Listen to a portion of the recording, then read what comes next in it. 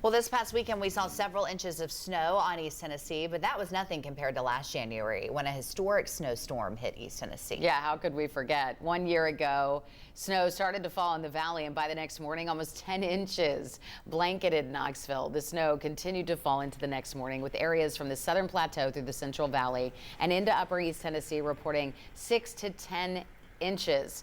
And of course, that caused significant travel issues. For Knoxville, it was the most significant snow event since the blizzard of '93. The city saw 7 consecutive days with lows in the single digits and teens.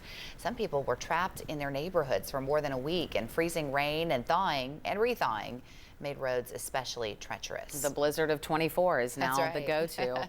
And you might remember the icy conditions got so bad, meteorologist Tavian Whitehurst had to help a woman who got stuck while driving on North Broadway in Knoxville. Thankfully, Tavian was able to help her move her car to safety. Look at him go, much more than a meteorologist. That's right. Well, you can watch the entire recap right now on our streaming app, WBIR Plus. It's free to download and available on Roku, Fire TV, and Apple TV.